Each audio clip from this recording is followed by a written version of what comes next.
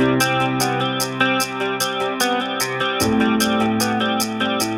are preparing this podcast series as part of the Women in Social Peace project. The main aim of this series is to benefit and inspire women from the experiences and stories of women mediators and peace builders from Turkey and the world. In this series, as Dilara Gök, Dilan Kaya and Tunç Karaçay, we came together with valuable women mediators and peace builders. We will be pleased to bring their voices together with you.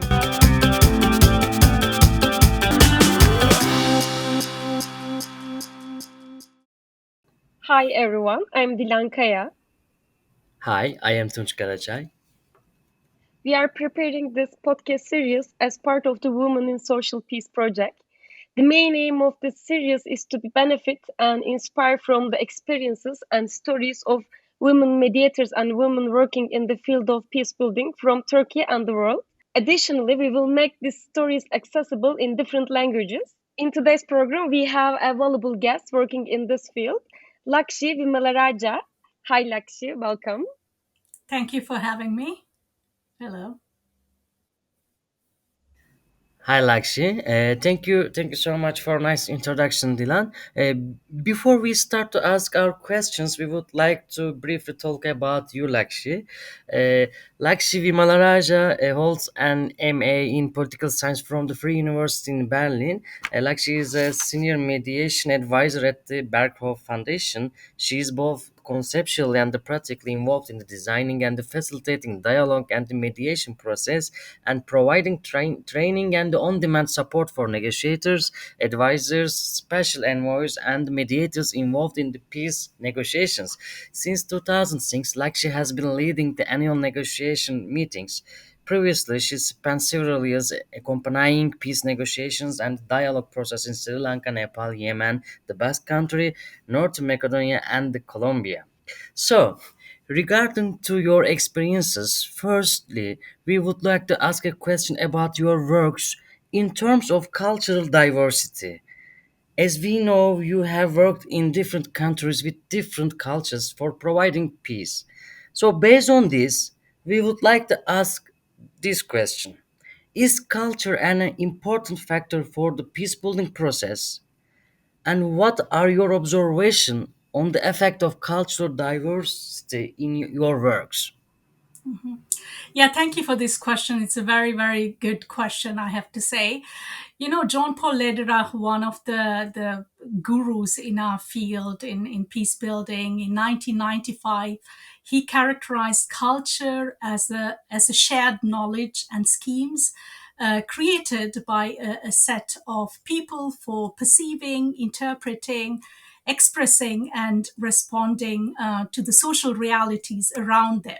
So, as such, without understanding the cultural codes, the way different communities perceive and interpret also their social realities, we actually might not really be able to support them, I would say, in overcoming deep seated animosities and also protracted conflicts. So, yes, culture is an important, if not the most important aspect in peace building. I would also say often the denial of cultural diversity, such as, education in the vernacular languages, art, music, etc., itself really lead to conflicts in the first place.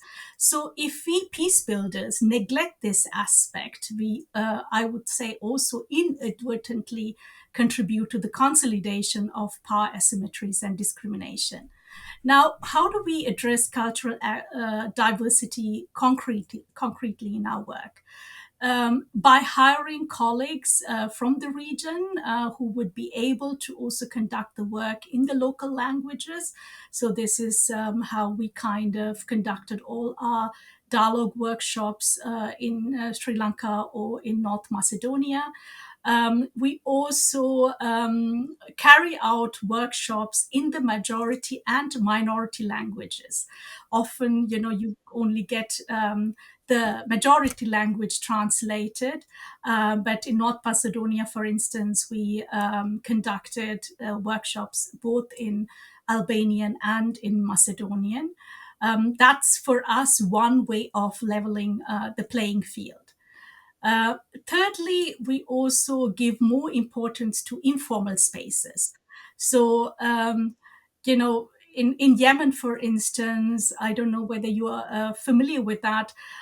They chew cut. It's a local drug, but it's a local custom also to chew cut in the evenings. And the most kind of important conversations, political conversations, and also even negotiations happen over these cut sessions. So people, I mean, internationals who are, focused on these formal spaces, they often wonder, why people don't really kind of, you know, discuss why they don't interact, why there are no real kind of negotiations taking place in the formal space, because they obviously kind of ignore the informal spaces where this happen.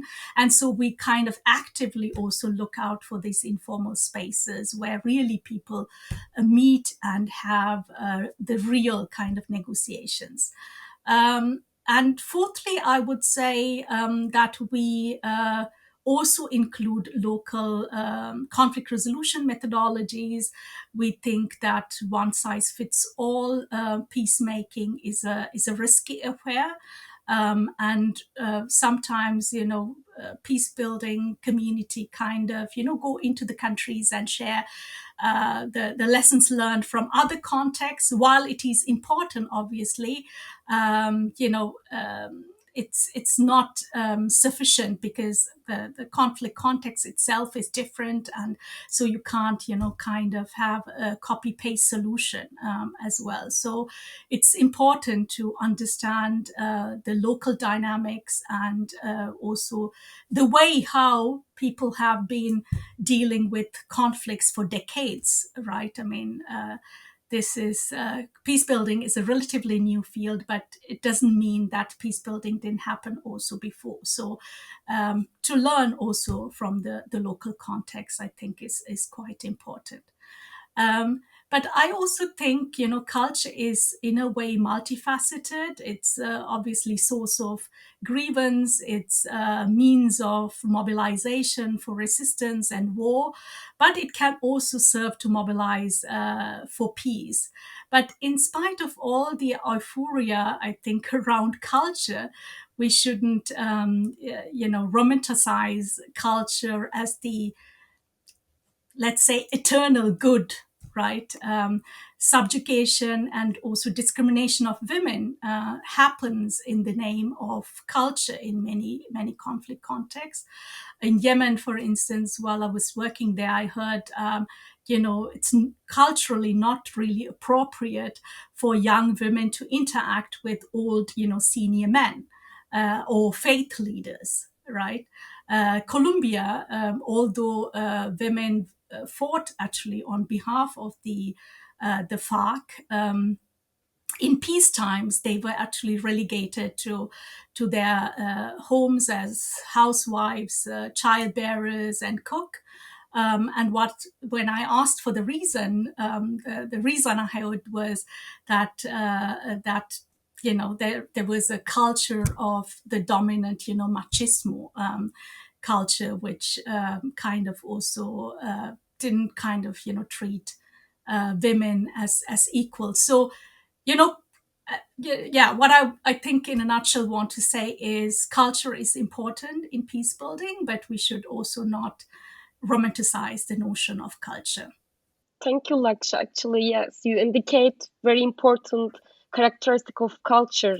As you mentioned before, every conflict has a unique part, so we have to concern about the culture also. The remarks you have mentioned are very helpful to establish a connection with peace and culture.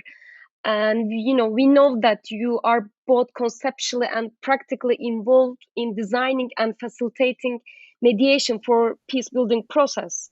And you give a lot of information about the world also in this question. But what do you think about the impact of mediation and negotiation tools on the peace building process? Are they really powerful methods?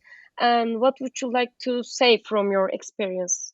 Well, both negotiation and mediation are very effective tools to resolve conflicts. I would say there's always a bit of confusion, though, about the difference between negotiation and mediation. So perhaps let me clarify that first.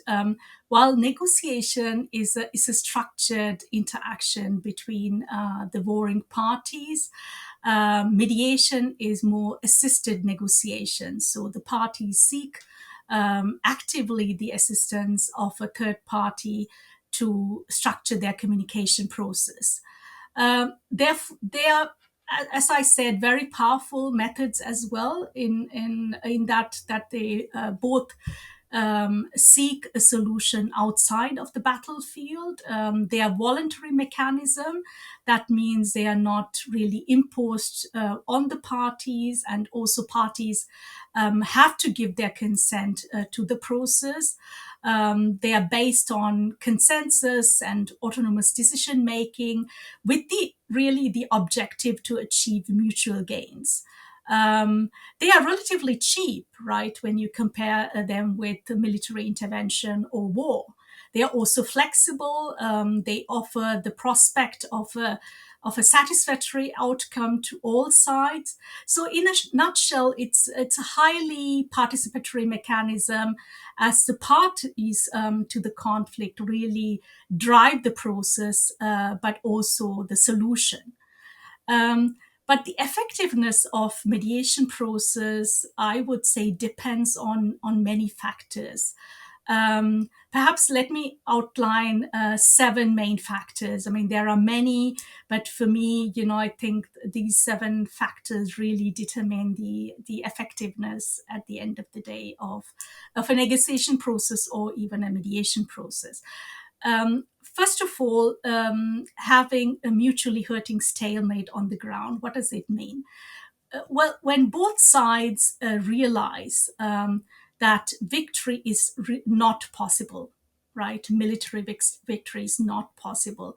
When the costs of status quo are really high, and when they see negotiation as a way forward, as a way out of this, dilemma in a way, then you have a fairly good condition to start a negotiation process. Yeah.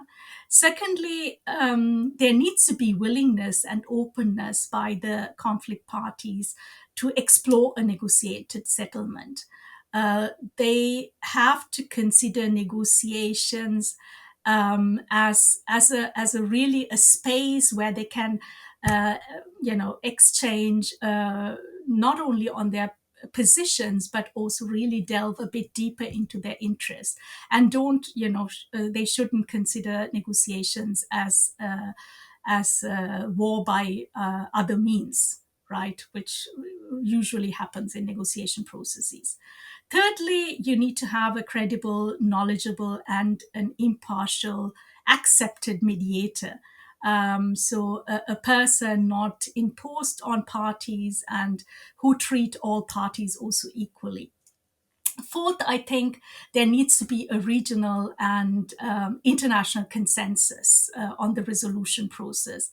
Nowadays, conflicts are not, kind of situated only in the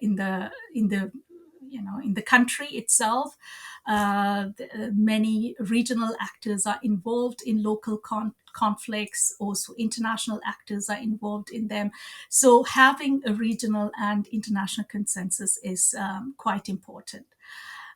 Fifthly, addressing asymmetry. So today's conflicts are very asymmetric in nature, usually between a state and a non-state actor, armed or non-armed actor, and they kind of have different, access to resources, and we have to create conditions for some sort of equality at the table. That happens when we also build the capacities of parties, for instance, where they feel kind of confident enough to negotiate effectively. Sixthly, and that's most probably, this is something you would have heard. It's important, obviously, to include the relevant actors and also the relevant issues in the negotiation process. Sometimes, and that we have seen in Afghanistan, for instance, the previous negotiations, the relevant actor, Taliban, was not included in the negotiations, which obviously, also led to the collapse of the process. So, we have to always be mindful, even if we don't, like the actors. If they are relevant actors, they have to be included in a negotiation process. And perhaps lastly, peacemaking should not only focus on ending wars and violence. That's the main focus in many peace processes, and that's one of the reasons, I think, also why negotiations fail, or fail to achieve really sustainable outcomes. So we have to go beyond kind of ending wars and violence. We have to look at the root causes of the conflict, why this conflict in the first place, emerged, and sow the seeds for sustainable peace. Thanks for your great comments about negotiation and differences between negotiation and mediation tools, and also about the 7 pillars on the peace process. As you mentioned, actually, participatory mechanism is important because we know we have asymmetric power between the stakeholder, but in the same time, when we are looking from the woman perspectives, it is going much more important than the others, actually. Maybe, as we have underlined before, the focus point of our project is gender and peace. And what is the role of women in the peace building process? Can you give some examples from your experience? And you can mention about the woman who is on the table, but in the same time, the women as NGOs, as activists. So maybe you can also mention about this different level of participation from different countries. Yeah, thanks, Dilan. It's actually quite a complex question. It sounds quite straightforward, because women play, multiple roles in peace building processes. And if I, should start now counting the different roles, I don't think that we would have enough time for that. Maybe let me kind of divide the whole conflict transformation process into 3 phases. So we have usually the pre-negotiation phase, then the actual negotiation phase, and the implementation phase. And in all these phases, women are involved, but they kind of obviously, play different roles. So in the pre-negotiation phase, usually they serve as those, building capacity of others, of conflict parties, usually also in conflict transformation, in mediation, in negotiation. They are conveners of dialogue processes. They are advocates for peace and human rights. And they also serve as human rights defenders. So they play a number of roles. And then, as you were saying, also NGOs play also different roles in the pre-negotiation phase, where also women are involved in. And during negotiation, they serve as negotiators, sometimes also as insider mediators. So they even serve as, bridge builders between the warring parties, the classical peace builders, but also they, serve as pressure blocks, running campaigns and advocacy work, to also include more women into the peace process. And in the implementation phase, usually they take over the roles to monitor the implementation of the peace agreements. They're also involved in reconciliation efforts, and work towards rebuilding, broken relationships. But for me, women as a social category is not a monolithic block, right? Women's views and contributions are likely actually to be informed by their variety, social, political, ethnic, religious, and also professional backgrounds. So it's important also to see the intersectionality here.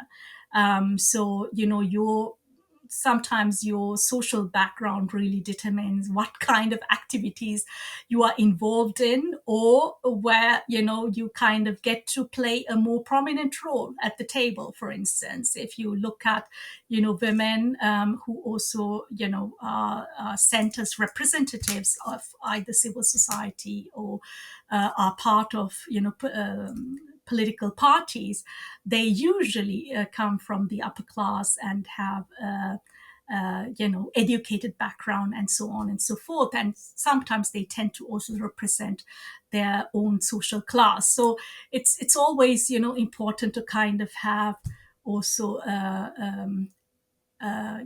a holistic view, let's put it like that, of women as such, because I sometimes feel like we are always lumped into one category of women, although we are so different, like men are different. um, Perhaps two concrete examples, and both are located, unfortunately, on the macro political level, but in both processes I was also involved in, is the national dialogue process in Yemen and the subcommittee on gender issues during the Sri Lankan peace process from 2002 to 2003. In the Yemeni National Dialogue Conference, which I thought was a very good example of how women can be really included into peace processes, into also peace negotiations. In that process, 30%, there was a women's quota of 30%, which has to be kind of part of all delegations, and also 40 seats out of the 565 seats in the National Dialogue Conference was allocated to a separate women's delegation. So that meant 7% actually of the total National Dialogue conference membership, which is a huge kind of representation of women. If we kind of look at the Yemeni context, which where kind of women has really difficulties to really make their voice heard, right, from a very very cultural and traditional background. So there, I think they really try to have a meaningful participation of women in the negotiations. The second example is the process I also know quite well, because we were involved in that process ourselves. I mean, also in the National Dialogue Conference, but in the second one, I was personally involved in that. There was a subcommittee established on gender issues during the Sri Lankan peace process. The committee intended actually to ensure the active participation of women. They identified the needs of women on the ground. So what kind of social psychological needs they might have, but also humanitarian needs, that obviously women have a different sets of needs than also men. So they try to kind of collect all these different needs and formulate gender guidelines, which would then feed into the official negotiation process. And the interesting part with this subcommittee was that the members were not really chosen by the mediator himself, but by the conflict parties, so the government of Sri Lanka and the LTT at that time. So I think both these kind of examples show that you can really have a meaningful participation of women even in track one negotiations. Okay, thank you for valuable shares and concrete examples, Lakshi. Uh, Really, you gave concrete examples such as a Yemeni nation dialogue, also Sri Lanka peace process, and gender guidelines sounds great actually. So maybe these all examples are very very significant in terms of gender and the peace issue. Additionally, we can ask another question lastly. We know that the Berghof Foundation has women mediators and it plays an important role for peace building process. What would you like to say about the contribution of Berghof to women and peace literature? Well, gender inclusion, I would say, is a key focal area and also a key priority at Berghof. We try to also lead by example, so we try to also see that internally that that women are represented on all levels and that they play also leading roles. Um, we are advocating also these days to go beyond gender inclusion, so to go beyond this numeric inclusion of women, and even also to go beyond inclusion of gender topics.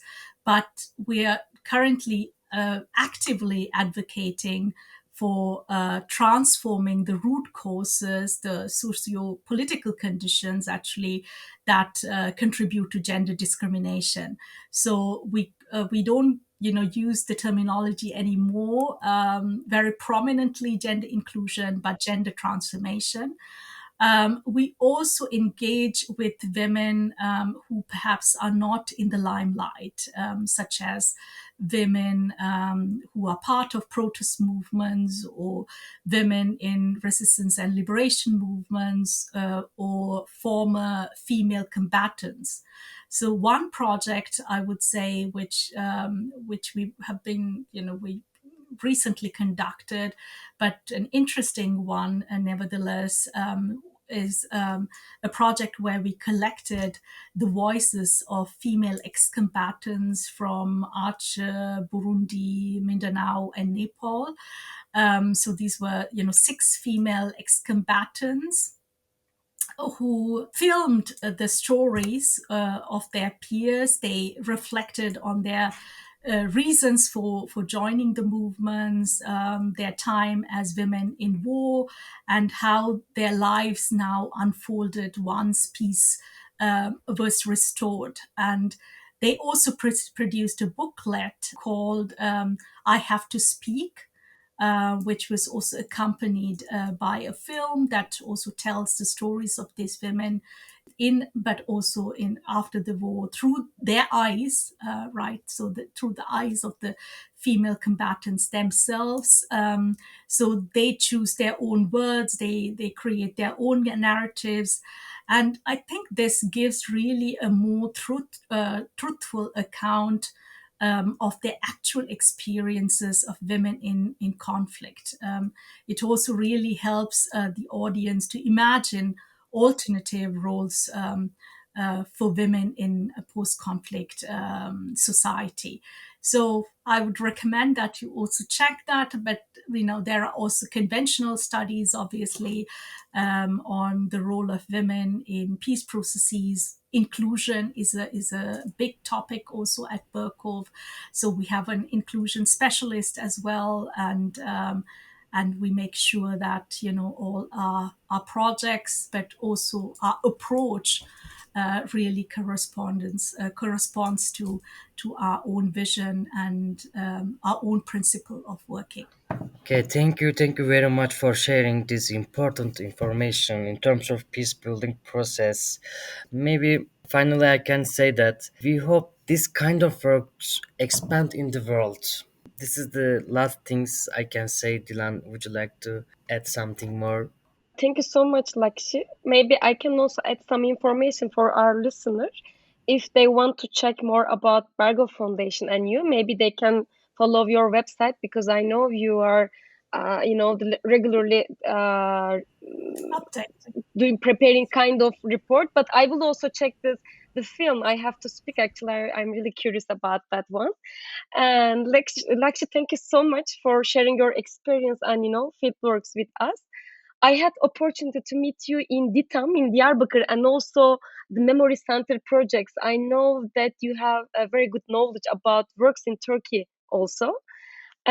I think that your perspectives and examples you have given will be helpful for the similar works in Turkey also, because we also, in the same situation, and especially about the Kurdish question. So thank you so much for contribution and participation again. Thank you very much for having me again. It was a very, very interesting way of actually conducting the podcast. And so I also got to reflect on my own work. So thanks a lot for this opportunity, and wish you also all the best for your podcast series.